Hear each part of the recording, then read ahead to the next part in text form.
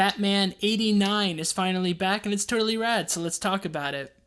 Previously in Batman 89, we left off with the rise of Two-Face and the dynamic duo teaming up.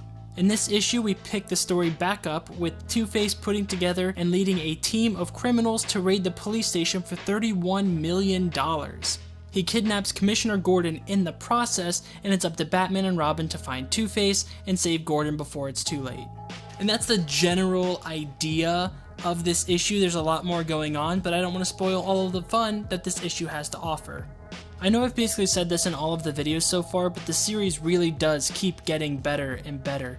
Two-Face is fairly unique compared to other iterations of the character. He's not really a bad guy for the sake of being a villain. He still works in favor of those that he's been trying to help this whole time, it's just now he's approaching it with more of a reckless, extreme, radical action. And what he does with the $31 million really speaks to that. My only gripe with this issue is that unfortunately Batman and Robin only share about a scene and a half together, but it's written so incredibly well. Their dynamic is pretty standard for when Batman brings on a new sidekick, but seeing it happen for the first time in this universe is still powerful and charming. It's really enjoyable and I want more of it. This miniseries isn't even done yet and I'm already hoping it gets a sequel. I need more of this version of Batman and Robin, it's phenomenal. The writing continues to be top-notch, with this having the pace and dialogue of a theatrical film.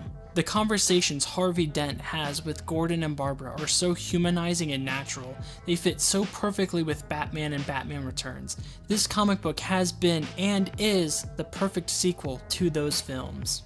I'm also really loving how much of a bigger role they give Gordon in this compared to Batman and Batman Returns. He plays such an integral part in Harvey's goals and character arc. It feels like we get to know him better than we did in the films. And the art. Quinones and Ito do such incredible work to bring this story to life. I've said it before and I'll keep saying it, these facial expressions are so perfect regardless of how exaggerated or subtle they are. When we see Harvey Dent with Barbara, we can see how much of a tortured soul this man is. And every time we see Batman and Robin, they look so badass. They're just so cool whenever they do literally anything. Whether they're just sitting in the Batmobile or crashing through windows, it is peak Batman and Robin awesomeness. Also, as a side note, I love the addition of the white lenses on the Batsuit. It plays into the advancement of technology and lore of this Batverse. Reading this series makes me feel like a child experiencing this version of Batman all over again for the very first time. Batman 89 is my favorite live-action Batman, and sure, nostalgia plays a lot into that, but it's what got me into Batman in the first place, so it means a lot to me. The series has been a heck of a read so far, and I'm really excited to see how all of this comes together and concludes in the final issue. And until then, thank you so much for watching. I really appreciate you, and I hope you have a good life.